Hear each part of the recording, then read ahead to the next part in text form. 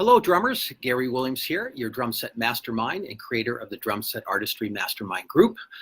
This morning our group hit 1,000 members. Yay! It's truly awesome to have a very cool drum set family. People sharing videos of their playing, pictures of their drum set, and most of all, asking questions and getting some really good responses from some of you excellent drummers out there that have lots of great answers to help everybody out. So it's definitely a mastermind of drummers collectively helping one another. Today, in my Facebook Live video, I want to talk about the difference between being an amateur versus a professional. And you might wonder, well, what is the difference between being an amateur musician versus a professional level player? Well, let me start by saying this. I know a trumpet player who worked with the Buddy Rich Big Band for 2 years. And he teaches at a jazz camp that I teach at every summer. And he said to his class one day, actually, he posed the question. So, what's the difference between the way an amateur practices versus a professional? Nobody responded, so he said, an amateur practices until they get it right, and a professional practices until they never get it wrong. Now, that's a whole different level. Now, I know in my early developmental years of drumming, I was so excited to be able to finally achieve something that I've been working on. You know, whether it be a few minutes to half an hour or sometimes days of trying to get something to pop or actually work. And when I finally got to that level, it was sort of like a little private celebration. I mean, why not? I mean, I've been working really hard. The reward was that I was able to accomplish what it was that I wanted to do. But it was something that I had to really decide that it was important to me. And I'm going to share with you a couple of personal experiences that sort of molded me from just being kind of an amateur approach to drumming to being more of a professional approach to drumming. So when I was in high school, I was a pretty serious guy at drums. I've shared some stories about, you know, how I practiced every day, and I became first chair in 7th and 8th grade band, and from then on. And but I stopped taking lessons from my teacher when I was a freshman in high school. He said, I've taught you everything I know, so it's time to find another teacher. And I was in a small community, and there really wasn't anybody else that I knew of that I could study with at the time. So I kind of just played with records. It was good in that I spent a lot of time developing my ear, but at the same time, I kind of wasn't really too focused on a particular direction. I needed some direction. So what had happened is I was hemming and hawing about really deciding I'm going to work on my rudiments, because I'd always heard that if you want to be a really great drummer, you have to study the rudiments. And they're boring. I didn't like doing them. Most people don't. It's kind of like brushing your teeth. It's something that makes your mouth healthier, but do you want to do it all the time? Not necessarily. So what ended up inspiring me to make this decision that I was going to stop just kind of being amateur in my approach and be more like a professional was a comment that one of my friends made to me, who was a senior and I was a sophomore, and he put me on the spot in front of people in the band and said, no, Gary, you practice your rudiments, right? And I kind of, well, no. And he went, what? You don't practice your rudiments? You? So he kind of pissed me off, but at the same time, motivated me. So I thought, okay, that's it. I've been talking about this, I've been hemming and hawing, and now this guy embarrassed me. It was really kind of a catalyst to kick me in the rear and do something about it. So I started practicing 26 standard American rudiments and 10 Swiss rudiments every day. And this took 45 minutes to an hour. And I cussed, I cried. I can't tell you how much frustration I went through. And my family took a vacation during that summer, and every day when we were out on the road for about 3.5 weeks at campground sites, I'd pull up my practice pad and go through all my rudiments. Even if I didn't like them, I just made myself do them. And what I discovered is that once I started practicing, it was actually becoming fun. I heard a commercial on TV once where if you join a gym and you lift weights, after a while they said the weights will lift you.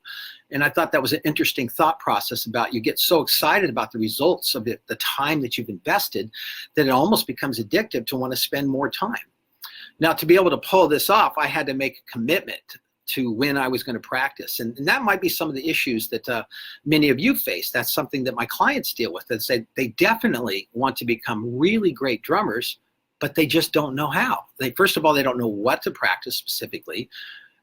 Sometimes the biggest issue is how to practice. I've written an article, it's been published in Modern Drummer twice, in Band World. It's on structuring a practice session. What do you start with first? What's second? What's third? There's definitely a method to being able to achieve your goals if you have some sort of guidance and organization to how you're going to go about doing it. I'm a real big proponent of time management skills, this concept that I like to talk about where you plan the work and then you work the plan. Part of the problem is just not knowing what the plan is. So I had to discover a lot of stuff about rudiments all by myself. I didn't have anybody to teach me. I managed to do it because I was so determined that I figured things out. And since then, of course, I've studied many videos by all the greats, attended dozens of clinics, even sat in. And so now I feel very confident in my skills because not only did I learn a lot doing it on my own, but I sought the help of professionals that really changed the game and sped the whole process up. I used to think things were such a mystery, but when I finally sought answers, I actually got some results. So that's one story that I wanted to share with you about it. And the other story is I want to talk about this drummer that played with a band called Free Flight when I was a college student. His name was Ralph Humphrey. I bought the records. I went over and saw him at a concert. And this was a jazz classical fusion group, meaning that they combined classical music with jazz. And so it was kind of this fusing together of those two genres, and really excellent, amazing music. And then the group came to my college one year, and it was not Ralph Humphrey. It was some other drummer, which I was disappointed to learn that he wasn't going to be the drummer. That all changed when they played, because this guy was like awesome. And I was really blown away how another drummer could just fit into this group and sound so good. So I remember running up on stage after, during the intermission, because, it was college and I could go backstage. I was just so excited that I go, wow, you just sound so great. And I asked him, so what did you practice to get so good? And the first thing he said to me says, well, first thing you need to understand is that I've been playing for a long time. Now, I didn't even hear that. I was thinking, well, I don't care how long you've been playing. It's got to be what you've been practicing. So I said, well, what did you practice? And he kind of understood that I didn't really hear him. So he told me about this book called Subject Control, and he went through it, applying it to the drum set in a certain way. So I ended up purchasing the book and going through the whole thing the way he said, because I was always into going through books because I realized what they would do for my drumming. And it was interesting because after the concert, I went back up and just said, man, you're just so great. I mean, it's amazing how well you play. I was just so inspired by the level of his ability. And he repeated the same thing. You have to understand that I've been playing for a very long time. Now I totally get this. I've been playing now for 46 years, teaching for 38 years. I totally know what he means, because there's no way you can rush this process. You can accelerate your growth, certainly with professional assistance, but the truth of the matter is that it does take time to reach this level. As I said earlier, a professional practices until they don't get it wrong. Now that means you've got to do it a lot to be able to nail it every single time. You've all heard of the 10,000 hours concept, or if you haven't, this is this idea that it takes approximately 10,000 hours to reach a certain level of skill set or virtuosity on an endeavor, in this case, music, drumming specifically. Well, I probably put in 25 to 50,000 hours, to be honest with you. And there's so much that I've gotten out of all the time I've spent going through all these books, speaking with professionals. I've been even invited to go on tour, but I'm a committed father, so I've turned down those tour offers. But it made me feel good that I reached that level, that platform of a world-class player, was able to be invited to go on the road with various different groups. So my point in sharing this with you is that there is a way to get your drumming to a professional level. And I help my clients all the time with this. So if you're wondering what it is that you need to do to create this level of drumming excellence, then you should contact me, because I can definitely help you. You might be just interested in asking a couple questions, which I'd be happy to answer. But I'm quite certain that all 1,000 of you drummers could ask me a question and I can come up with an answer. And if I couldn't, I'd be perfectly honest and say, that's something I don't know yet about, but I will go research it. Because as a private educator for many years, I sought that as a personal challenge. When somebody would ask a question about something and I didn't understand it, I would go out and find the information, because it was important to me to understand these things. As an authority figure, I want to help my clients. So I made it sort of a goal to be able to understand all these things, having gone through massive books, massive videos, massive DVDs, tons of clinics. I would sit in all the time. It was embarrassing, but I was working on performance anxiety issues. So I thought, I got to get up there and do it. So I made myself do it, and it was not so bad. I got to know the drummers. So it's been a really great life that I've been able to create as an educator. And that is my passion. I'm a performing artist. I'm a recording artist, but truthfully, I love teaching because I love helping people connect with what it is that they really want to accomplish. So I'm going to look over here and see a couple people here.